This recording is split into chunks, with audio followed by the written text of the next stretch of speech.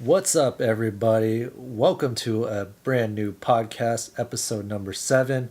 I'm your co host, Russell. And Alexa. How are you doing today? I'm fine. I am looking forward to having some dinner later. I know what you mean. I am excited to be here, of course, and we are so excited to bring brand new content for all of you. And we are thankful for all the people that continue listening. Yes, And agreed. for all of those that are new, please stay tuned. We have a lot of exciting stuff coming up, so we appreciate that you continue listening, and we hope you're having a great day whatever you are. For sure, my day today, How are you, it is by hot. the way? It's hot, not because the sun is beaming, but more of humidity. I'm not a big fan of humidity. No, I don't think no one is. Yeah, it just makes you sticky and it makes you just don't feel right when you're sticky. I just hate being sticky. That's my pet peeve. Yeah, and I think especially for women, like it's especially like extremely hard when taking care of your hair, Oh, right, and that's it true. just becomes impossible. So I know you guys, you ladies, understand when I'm talking Yeah, especially about. my hair. Yes, Yeah, it gets so frizzly and Yeah, I imagine. yeah, it gets spiky. Yeah. Well, actually, that's how I like it. I was just joking. My hair always stays spiky. So we're gonna just jump right into it. We're going to be discussing about Orange is the New Black season 6. We have been on this episode, or we have been looking through the series. We've caught up through the entire series, and we kind of just want to go more in depth on the series itself and try to figure out, like if we liked it or not, our thoughts about it, kind of some of the topics we're going to touch and go more in depth. But if you haven't seen it yet, we would recommend for you not to listen to this part of the podcast. Either stop the podcast now or skip to the topics later on. Unless you like to have spoilers, which is understanding. But personally, I don't like that, so I would skip to the end of the following topic. Yeah, Do you like spoilers? I love spoilers. Why? I don't. I mean, I'm what's not the exactly point sure. of it? I'm not exactly sure. I'm just one of those type of people where if the information is there, I like to research as much as possible. And if it tells me the ending, I still enjoy it. I still go watch it. I'm not one of those type of people who's like, if I know the spoiler, I don't really care. At least for me, it's just like if you already know the spoilers, like what's the what's why? I don't know. I just like it. I just like information. I'm Okay. pretty sure there's people out there too, if you agree with me, that you will like looking at spoilers and you don't really care and you'll still watch it or see it. Yeah, so regardless of whether you like it or not, continue staying there, and we are gonna go straight into some of the last season of Orange is the New Black. So what do you think about it, Russell? So for season 6, What's going on with season 6? I would say overall it's meh. It wasn't good. It wasn't bad. It was okay. Season 5 I think was better, even though I know a lot of people didn't actually like season 5 for some reason. They didn't like the fast pace of just it happening in like a few days, and it was all over the entire episodes.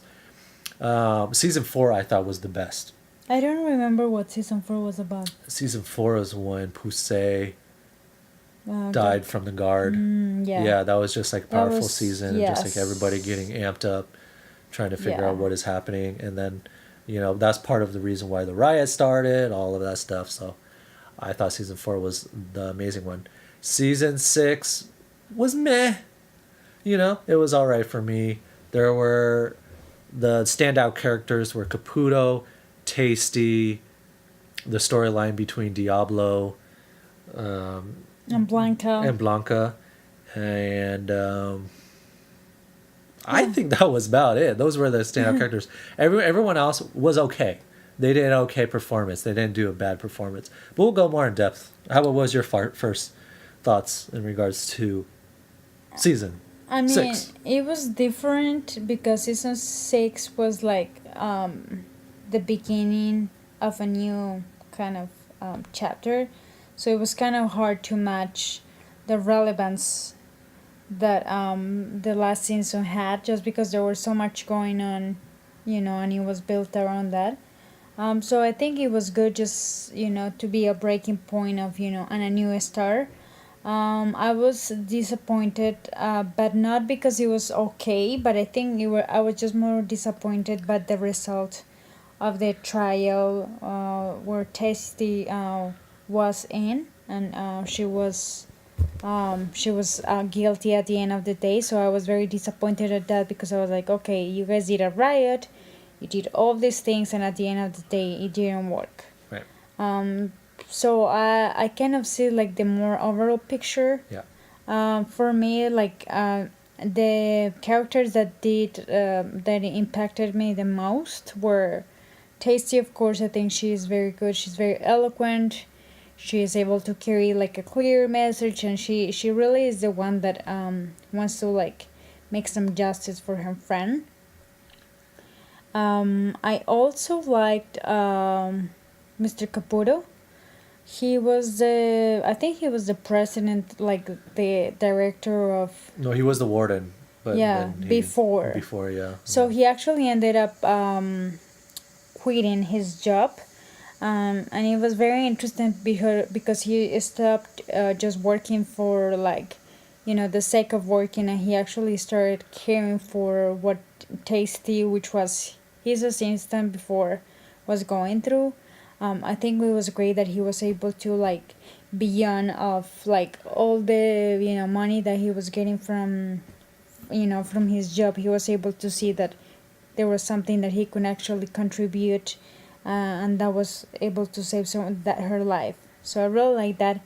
And the last character that I thought it was interesting, it was maybe one of the sisters, Carol. I like that she was Yeah. like more of a tough kind of leader, like she was intimidating everyone.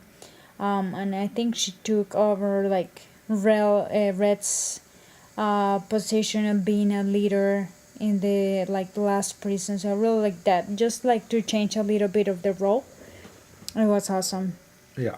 Alrighty, so Yeah, to give a intro into the very beginning, all the women are sent to maximum prison now after the riot. after the riot, and Are then you sure all of them were sent? I think all of them went. I mean, not to this specific prison, but maybe to other prisons as well. But they only focus on one prison. So all the women were sent to the maximum, and then the governor wanted to see people fall, so the attorney told the investigators that they need to charge 2 people with life in prison and 3 people with 10 years in prison. Doesn't matter. who. That's just arbitrary. Yeah. Like, Because they Are wanted you to make it serious? look good, because there was a riot, in prison. And once, and this is what happens in real life. They want, to make everyone look good, so they don't care who it is. But They don't care who that's- gets charged. Isn't that- that's very arbitrary, because Yeah. they didn't even look into the case first to figure out what was going on.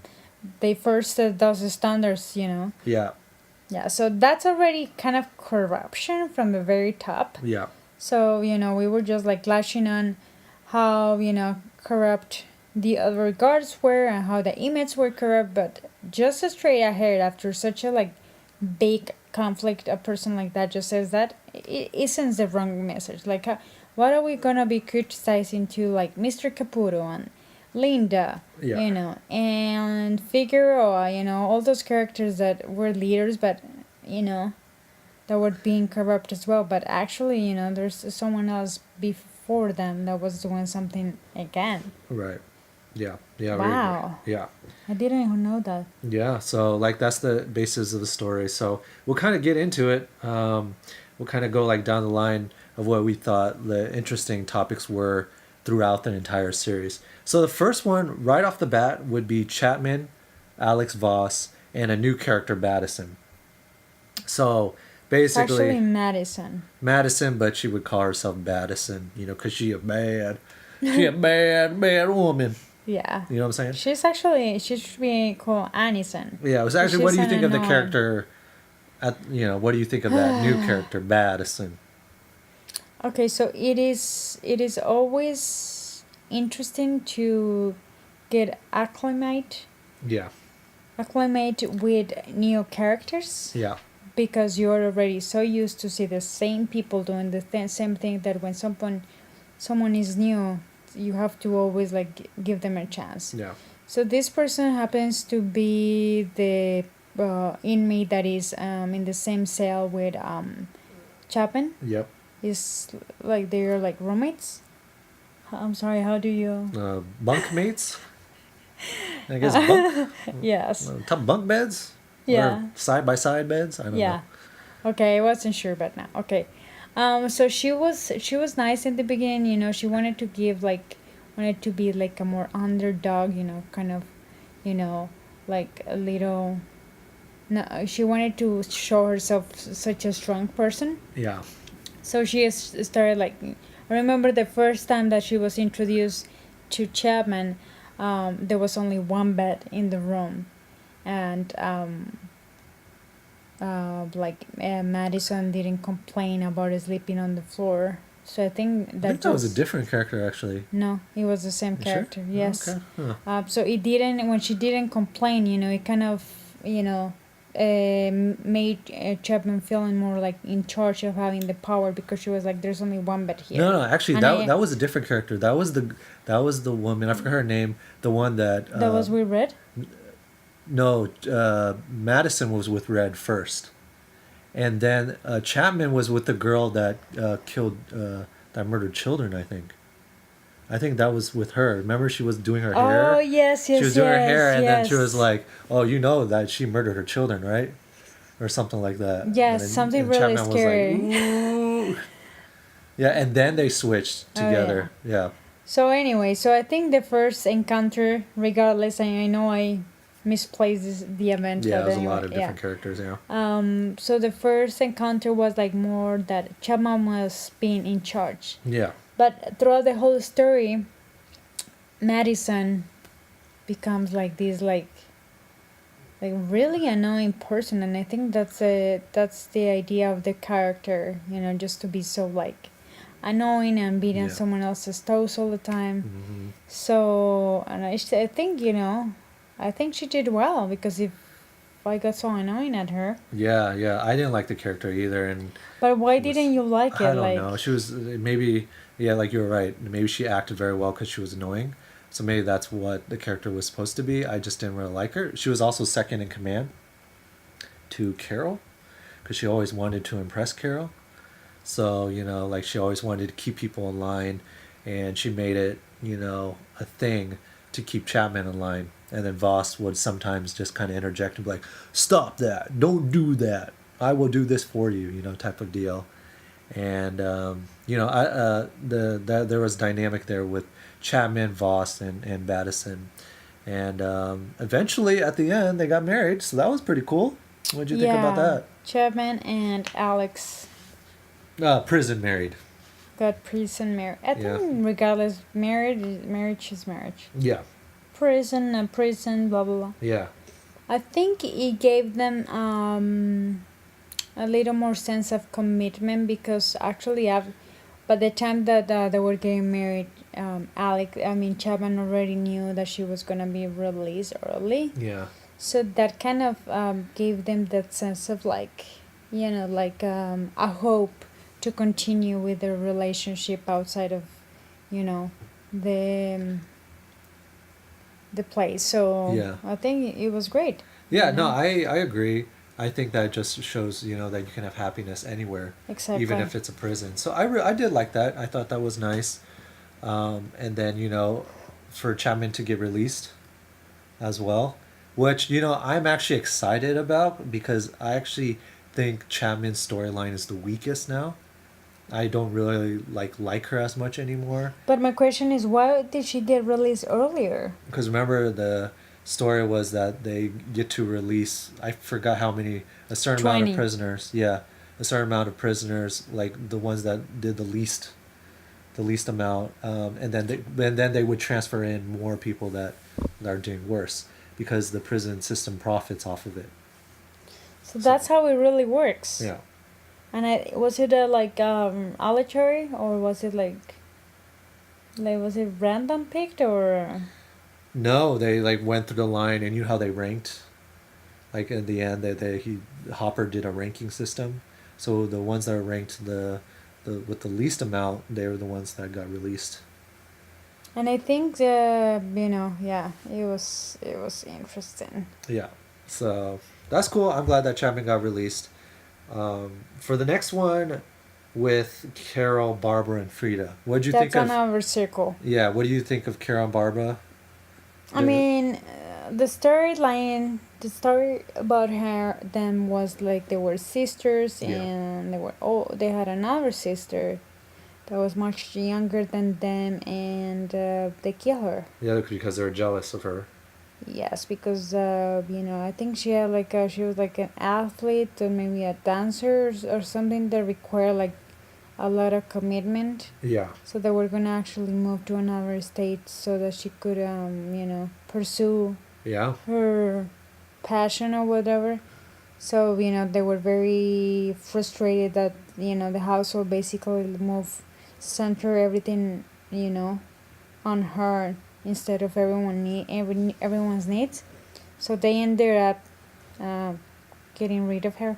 Yeah. Yeah, they got rid of her. So that was kind of scary. Yeah. And it was like very unusual because usually you don't expect your relatives to do something like that, but I guess there's Yeah. everything Crazy stuff happens. everything, yeah. So anyways, I don't remember exactly how was the conflict started between Frida and them. Well, that was because there was a flashback where Carol was helping Frida, and then they had like a whole box of stuff that was illegal in the prison system, and Frida told Carol that Barbara was the one that took her stuff, but Frida was actually the one that took all the stuff and reported it to, I think, the warden or something, and then so the warden transferred her to another prison, which was like not maximum. So that's why Carol was so upset with her, and like Carol was gonna murder her sister because she thought that she stole all that stuff, but it was actually Frida. So that's why they want to Get exact revenge. revenge on Frida. Yeah. So yeah, it was also interesting because, as I said before, usually conflict doesn't like is not born from sisters type of relationship. So Yeah. that was new. Yeah. In previous episodes we've seen that it's more like between other kind of like other kind of conflicts like based on other things. So I think that was a good. Yeah, I agree. And with Carol and Barbara, it was okay. They basically rivaled each other's blocks, and they had conflict with each other and the blocks themselves. So I thought that was interesting. Eventually, they both killed each other. At the very end. So it was just like, I think that's good because it helps free everyone else, because there was this kind of like animosity against each other, the blocks, but it didn't really need to be. I thought that was just kind of, they just kind of like just went with the flow and be like, this is us, we need to be against them type of deal, when they could all be friends. Yeah. Okay, so Yeah. you were mentioning before that there was a silver lining story that you thought it was nice. Yeah. That it was like kind of like gives you Yes. hope and Yeah, the silver lining story, well, at the end it was kind of sad, but it was the Blanca and Diablo. I thought that was kind of a touchy story where they kind of want to make a baby, and so they try to make a baby, and they weren't able to make that baby, but she was sent to be released early, And unfortunately, since she was illegal, she was actually apprehended by ICE. by the immigration authorities, and she had to Yeah, I don't go know, there. be sentenced for, I don't know. Yeah, we don't know what's gonna happen to her. Yeah. But it was sad because at the end, Diablo was holding flowers and he's like, "Where's my baby? Where's my mi amor?" Yeah. Yeah. So yes. Any other? What did you think about their storyline? I think it's something very truthful, because it's something that women had to deal with. Like, she was not only a woman that was in prison, but she was in almost about to turn 40. Yeah. So there's this stigma around women that after that age, it gets just so much harder to have children and all that stuff. So it was hard for her because she really wanted to have a baby with her boyfriend, but there was it was very difficult because they were in the prison and all of that. So it was like a hopeful type of story. But it wasn't, as we said before, it was unfortunate that she actually had to be sent to ICE to for the other things. Yeah. Yeah, I agree. So the next one is Joe Caputo, Natalie, and Linda. Their relationships with each other, and I think Joe Caputo's. I think he's a great character, and then he gets with Natalie this season. That Instead was of interesting. Plus, he wasn't always good, Right. Mr. Caputo was always, he did his wrong stuff too. Yeah, but they made Yeah, his just character really well. You he get to know took his he was able storyline. he was able to kind of evolve, Yes. just kind of like leave behind all that, like Right. bad stuff, and try Yeah. to make a contribution to the inmates' lives, and of course helping testing the trial, and kind of like looking more into who was the person who really committed Yeah. that. Yeah. That's what I really like too as well. Is like he really wanted Tasty to be free, and which we'll jump into the next one, where Caputo and Tasty together. That was the strongest story out of this entire just this season 6, was that they were able to, Caputo was trying to figure out ways to help Tasty, and Tasty was the one being framed in regards to shooting Piscatella, and at the end she was charged for it. Yeah. But Caputo was there always step by step trying to figure out, you know, she wasn't the one. She wasn't the one. Tasty would never do that, and it was just very strong acting from both Tasty and Joe Caputo, and I really like their storyline a lot. And I feel that there has to be such a like circle of trust Yeah, for him just to say, I know he didn't do it. Yeah. She didn't do it. yeah, Because these people, are still inmates. So Right. you have to really like, if there is that such a like trust already, I think that's definitely, means that you have been able to like really, build yeah, a relationship with that person, right. that you are able to say that. Yeah, You know. I agree. Yeah, I agree. And and the topic with Tasty, how she was charged, a lot of the inmates said that she did it. Including Mhm. 'Cause there were- Cindy, her best friend. Yeah. And how is that? Like she felt conflicted because Cindy and Suzanne actually in the very beginning of the episodes, they knew who shot and killed Piscatella because they saw what happened. But Cindy said to Suzanne, "Don't tell anyone," because she thought she was gonna get more reprehensive from the guards, and then Cindy, eventually said that Tasty was the one that did it, and she was so like, that was a hard thing because like if she didn't say anything to against Tasty, she would get more years in prison. So like, what do you do in that circumstance? Yeah, I think it's Right? hard. Yeah. I don't know. It's just like I wouldn't know what to do, to be honest. Right. because you always wanna try to help your friends as well, but when your own well-being is a risk. Yeah, but she knew the truth too.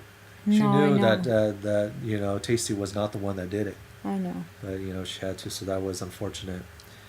Um, so, and then the next part was with Gloria Maria. There was a small storyline with them where they hated on each other.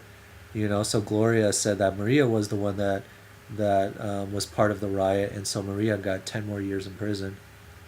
So Gloria and Maria didn't like each other at all.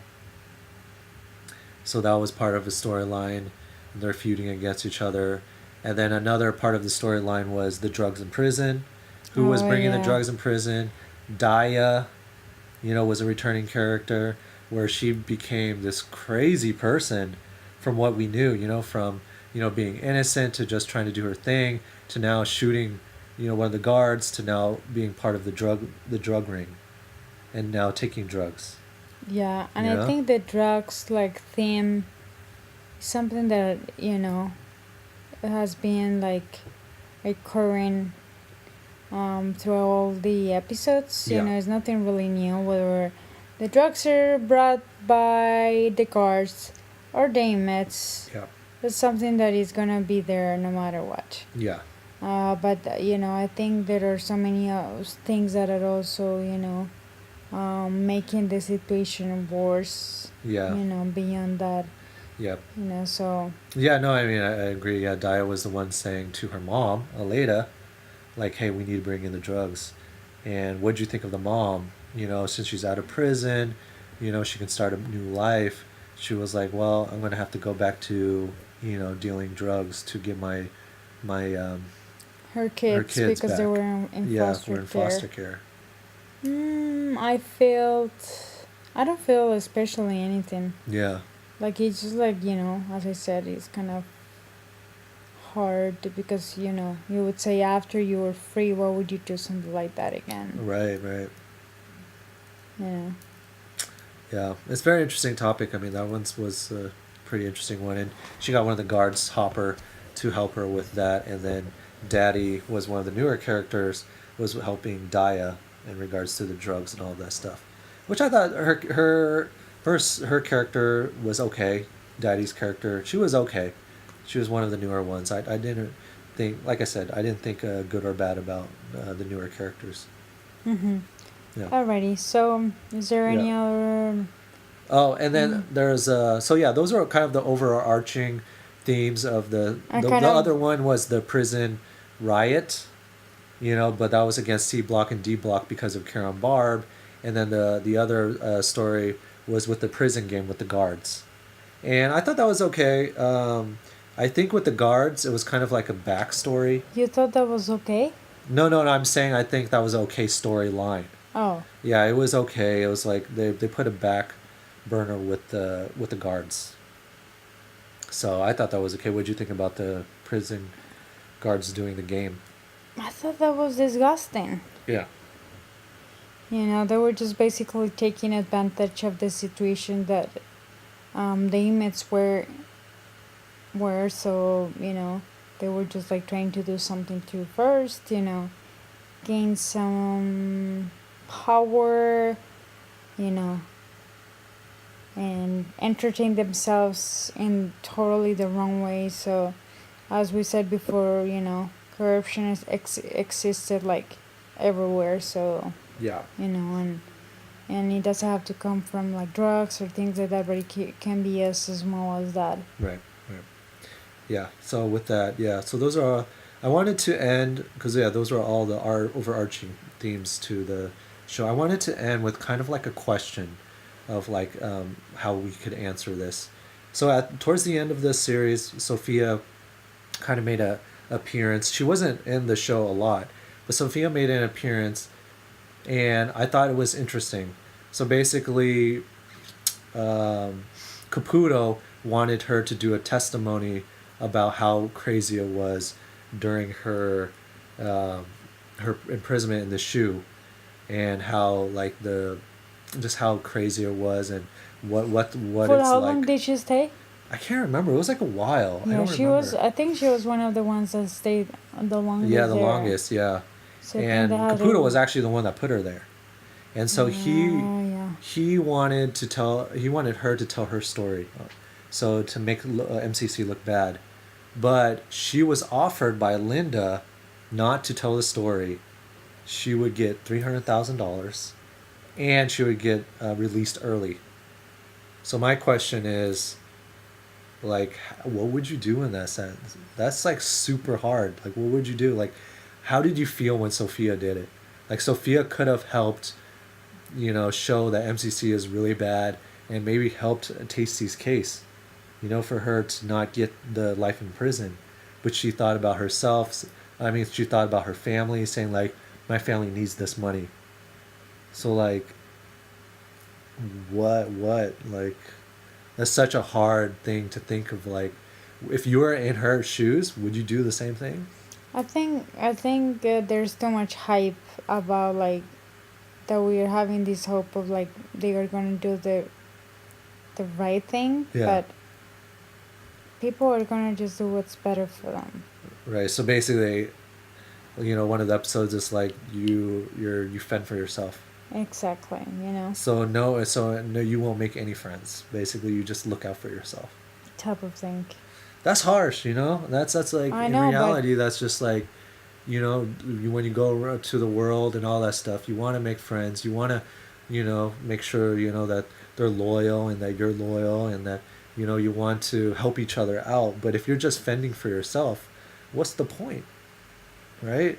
So it's just like, yeah, it was like for in prison is it about loyalty or is it actually, about yourself? but the other thing is that when you're in prison is different, Right. and that you're just like casually doing friends, and it's different. Yeah. Your time, the place where you are, the restrictions, so you act differently. You're not gonna just be like anyone else in our circumstances. Yeah. So for anyone that is listening to this, what would you do if you were in her shoes? Like, because I honestly want to know. Like, I think it's a interesting question Yeah, to I kind of don't want to talk about. answer because I don't personally know. Yeah. Do you wanna? I don't know either. To know that someone is going to be set in prison because it could be partly my fault.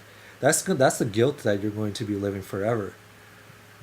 But $300,000 and leaving early out of prison, that's a hard bargain too. Yeah, and And that's Linda, not. but also, we just only not only have to see it from Sophia's perspective, but from Linda's perspective, what's going on in her mind. Well, I told And you, how like, with come she has the budget? Like people don't have the budget to do implement like physical training and all that stuff, physical activity, but they they didn't want to get sued. If can they- offer $3,000 to someone to. Well, if they got sued, what is that? if they got sued, they would be sued But for how millions can of dollars. how can you justify that in your books? Like, oh, this is what I offered that inmate. Yeah, Like yeah. that's not okay. Well, that's what they do sometimes, and unfortunately, it sucks. I mean, that's what companies do to stop people from saying anything. They'd be like, "Hey, you signed this deal. Here, you get this money, but you can't say anything." Yeah, Which is unfortunate. yeah, I understand. So, yeah, overall, I thought the show was okay. So yeah. But I'm still expecting the season 7. So. Yeah, me too. Yeah. I really don't like that it lasts a year. Yeah. But anyway, so we hope that you enjoyed this little like overall theme of the last season. Yeah. We hope that you. So my voice croaked there a little bit. I was like, yeah. Yeah. So. So yeah, we definitely hoped you enjoyed it, and so we're gonna be moving on to the next topic. So on our next topic, we are going to discuss an article that we found in a magazine that's called Women's Magazine, and there was an article that it was talking about disconnecting from social media. So, Russell, how do you feel about disconnecting from social media? Have you ever experienced something like this before? Tell Yes, us. yeah. So I actually made a website a long time ago. It was actually on Tumblr or something, and it was talking about social human interaction. And this was way before these social media Took off. took off. Facebook, I think, was the one that was the most integral into this one. And for me, when I was making this website called Social Human Interaction, I was talking about we should have more one-on-ones with each other. We should be talking to each other in person. There's other ways to interact with people through text, through social media, email, but the one that to me is the most important is interacting in person. That's how you get to know who the person really is, to even look at their body expressions, all of that stuff. So that is what is important, I think. So disconnecting from social media, I'm not really on many social media platforms anyways. And then when I post, like I don't really post that much stuff. I don't really spend time on social media that much anymore. I used to when Facebook was really popular. I used to be on it all the time, posting things, waiting for someone to say happy birthday, all that stuff. But to me, it's irrelevant now. Like I don't even really care. Like, to me, it's like I'd rather meet that person in person, or give them a call or something like that. I kind of want to go back to the olden ways. I feel like it helps, keep in touch with people more personally. And then I also think that, it's better for that people. Like always looking on social media is not good. Okay, so I agree with you. I think it would be great if we try to go a little back into the old days and the old ways of communicating with others. Yeah, postcard, yo. So in the article that we found, it just says like when you, for example, are scrolling down your screen and you feel like left out, this is called like a popularity paradox. Or Uh, FOMO. You know um, what FOMO is? yes. So it says that actually exacerbates isolation instead of relieving it. So I think I agree with that because sometimes on social media, like Instagram or Facebook and that stuff, sometimes we see like people are like having like the perfect lives. And the thing about that is that, of course, we don't want to be posting something that is negative. We are going to be always showing like the good side. So it's easy to be caught in that like trapped and not being able to see what is really truth. And I think it's good for us to kind of limit a little bit more, um, you know, what we really see and the way that we interact. That it should be a little more kind of more 101, like No, yeah, I Russell agree. said before. Yeah, I agree with that. I feel like you said, like just scrolling through other people's pictures or videos or whatever, it just paints a picture that, these people are always happy, which is not the case. You're not going to be showing bad stuff, so you're only be showing the good stuff, and that's only part of your life, but you're not seeing everything about your life. So to me, like it's painting like a false picture, or painting only half the picture. So to me, it's okay. Social media to me is, I think, it's good for outreach. Like if you want to, reach a whole bunch of people at the same time about a certain topic. Mm-hmm. But personally, as like a personal thing, I don't think like social media for me. I try to limit myself and trying to, post things that are interesting, but not specifically about myself. Okay. So I think the most I've gone without social media has been when I like don't take my phone for a day. Yeah. And I think that's quite relieving because first of all I am more present. I'm able to interact with people like more assertive way in a more assertive way. And you just live like Yeah, you're not really worrying about, how this person looks, so the things I don't have, or the place I should be right now, or the food I should be eating, but you just like enjoy the things that you have. And I think the the idea behind this article was like to promote, like, yes, social media is great. However, we should put like a limit to it and use it like more wisely, so it really helps instead of you know hurting us. um, have you ever been without a phone? Yeah, yeah, plenty of times. I think the biggest one was, I think it was last year, where my phone actually died, Oh yeah. and I was like, "What the heck is going on?" And it died, and I had to order a new phone, but it wouldn't come until like 2 weeks later. So I was actually, I couldn't even use the phone at all. So when I realized losing the phone, I realized it was kind of like a little bit more freedom in what I do, and I didn't have to continue looking down at my phone all the time to see like all these messages or whatnot, or all these notifications. It felt kind of relieved, and like if someone called or if someone texts, I don't have to feel obligated to call or text right away. Well, because I couldn't even know anyways. So like, to me, if I don't even know, then that doesn't, that helps me, so that I'm just like, okay, I don't even know that you're calling me, so that's okay. Like, so to me it was kind of relief in regards to doing that, and I just enjoyed it. And then I kind of actually noticed when I was outside more, I kind of noticed the environment more. Mm-hmm. When you don't have your phone, you're just like, what are these people doing? What is this? What is that? So I thought it was really cool too. For those 2 weeks, it just really felt like freedom to me. So I've been noticing that people, like at least 90% of people that are on the subway are looking at their phones, or they're like doing listening to music or something. Yeah, that's true. Yes, I noticed that as well. And that's incredible. That is incredible that everybody is on their phone. That is very true. I never thought of that. I never thought of that. So, I don't know. I mean, what do you think?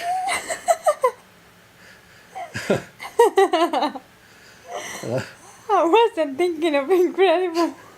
Oh, you're thinking a different word, right? That's sad. Oh, sad. Oh, oh. Like That's totally the opposite of incredible. like surprising. I'm sorry, I couldn't find the Okay, yeah, right surprise. word. Yeah, Because no one else really no one else is really talking to each other. We don't longer ask directions to people if we don't have our phone.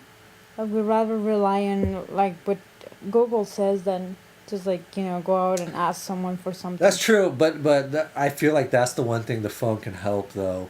Like with Google Maps, like Yes, when I but ask people, sometimes they don't even know what they're talking about. I know, but You know what I mean? like just don't be afraid of ask Oh, someone. right, right. True, true. Yeah. Because what about if you don't have your phone for that day, then you're gonna be stuck there. Yeah, that's true. That is very, very true. So I Yeah. think take a break from your phone. I try to do that with myself. I try just to do it at certain time.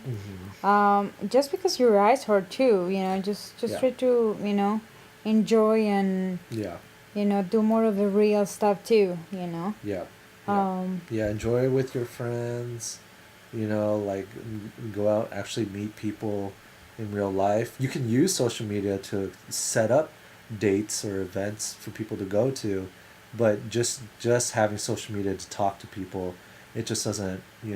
It just, you get more anxiety when you actually talk to people in real life. yeah. Because so it's better to talk to people in real life. Alrighty. So well, is there anything else that you would like to talk about? Oh, I think that's good. Yeah. Yeah, I think that's So good. as always, we are very, very thankful for you to continue being here. You and you and you and you. Yeah, we hope that you continue growing with us and you continue having fun with us too. We are, learning as we go, so we hope that you are getting something from out of this. Because we're definitely enjoying what we're doing, and we are trying to like uh, carry a message of like positivity and Yeah. all of that stuff. So Yeah. we really hope that you are having an Incredible. awesome, an incredible, Incredible day. yeah, an incredible day, an incredible life, Yes. incredible parents, Yeah. incredible dog And or watch cat. Incredibles too. Watch Incredibles too, or incredible fish, or snake, or dandelion. Okay. Already? All right. Until next time. Bye. Bye.